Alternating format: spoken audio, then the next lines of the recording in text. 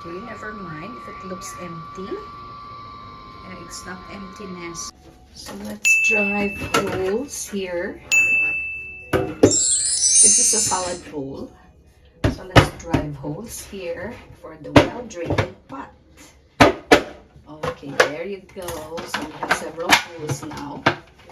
Several holes that we put soil and the plant, which we will put in here.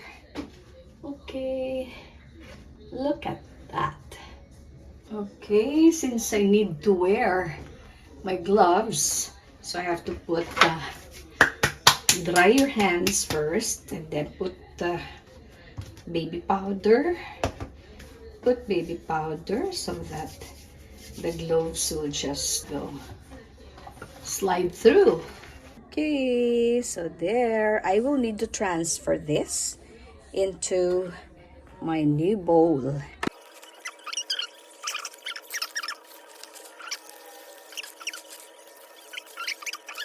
Right, so there you go, that's the plant. And we're going to water. Going to water it. So you look at the Pothos and Joy. And what I'll do is try to exchange this one with the other one, which is already placed there on the every day. We can exchange. And then keep the leaves clean. And make sure there are no damaged leaf. Do not over water.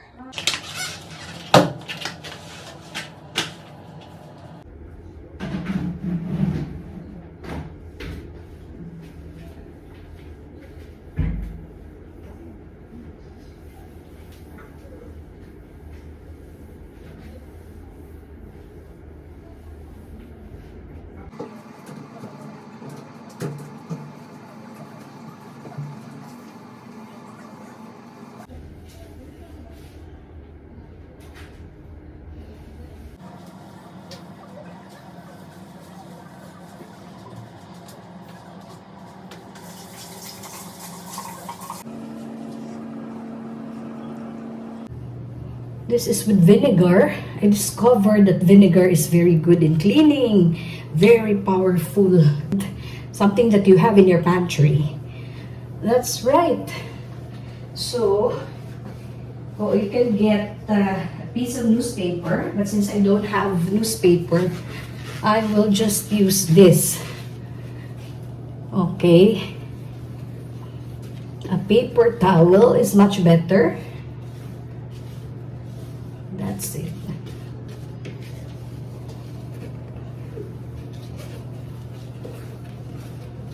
It will remove all the spots, and also here in our faucet, that one. And then put some plants in your sink or all over your bathroom and keep things dry. Oh, like that one. Because that will easily, the crystals will easily accumulate droplets. Okay, it will allow your space to breathe, and that is very good. Yes, because you exchange oxygen, they give you oxygen, and you give them carbon dioxide. Okay, but right now, look, so it's shiny once again. Look at that. It's like new after 3 years of staying here. It looks new again. Okay, so we have to live intentionally. Yes, and then clean. How to clean your home? It would depend on you, right? It would depend on you how you clean your home. Look at that. The spots are almost gone. The spots are almost gone. And then this is pushing new growth. Wonderful. So better yet, your pothos must be hanged, right? So it makes a difference, a whole lot of difference when you enter your bathroom and you see greeneries around. The room seems to breathe, right? It has a life in it. And there's hope. Whenever there's life, there is hope. You know, there are places in your house that you usually you leave them because they are out of reach, and you have to really intentionally clean all of those corners, like this one here, which is actually the stopper under our cabinets, kitchen cabinets. Look at that. That is where the cockroaches live, and I tried to kill so many. They have a colony of cockroaches already under our, imagine that. So, and behind and under the refrigerator, behind and under the ref, my goodness, there are so many of them. And on the stove, we can actually heat something in the pot, and that is cinnamon and rosemary and cinnamon, which I use to spray. I use this small, used to be an alcohol bottle, which I now actually changed into something else. So I put half water and half white vinegar, and then I put as much of this. It is not harsh chemicals that you use in your house, and it is very cheap. It is actually very cheap. Why is it very cheap? Because you have it already in your pantry. See? Underneath. Then I'm going to return what I have removed here. Yes, because it's under the cabinet. And the house is actually smelling of cinnamon and rosemary. Can you imagine the scent your home actually breathes? And you put something in your kitchen, a beautiful plant which is alive. I'm going to return this under where I got it, and then okay, so but there are still grime and dirt underneath, so make sure that you have removed those as well. It's not a once and for all act. It has to be done continuously. Look at this.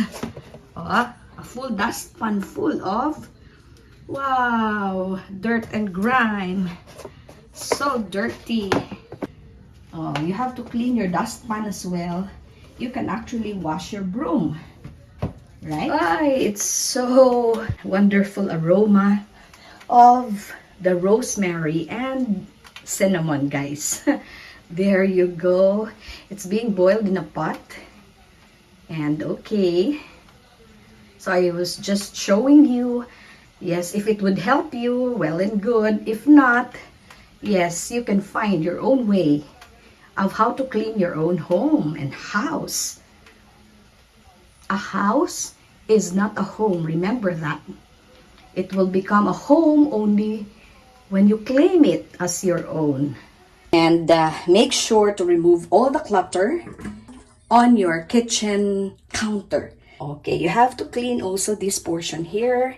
Keep it dry because that is where the germs accumulate. So always keep it dry. So you look at my kitchen fixtures after, or the lavabo. So it is still sparkling because I use vinegar. Yes, to remove the accumulated chemicals that go with water, because it's chlorinated water, right? Chlorinated water. So keep this dry underneath, right? So we need to refill that again. Very economical. And even your kitchen tiles. Okay.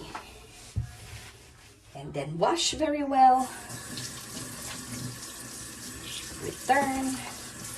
Keep your sponges clean. And the vinegar can also do vinegar magic.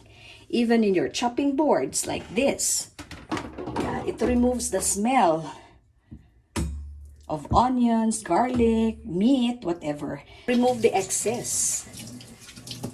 Always no excess, because you will have a cluttered space. So no clutter, just simple, clean and simple. Clean and simple without any clutter. That's it, guys. I hope you learned something from Simply Jane's homemaking kitchen hacks. Okay, so here's my rosemary for additional good smell, and here is the cinnamon, which is insect repellent. So I boil that in a pot, boil it in a pot, and then of course with water, mix it well, and then that's it. When you have it in a boil, let it cool, actually the aroma rises and it gives your house a special scent. That's it. And here is the white vinegar and water. Yes, because if you do that, you can clean your faucet fixtures and also your mirrors. This is vinegar magic, guys. Wonderful. It's so cheap. It's already in your pantry and it cleans very well.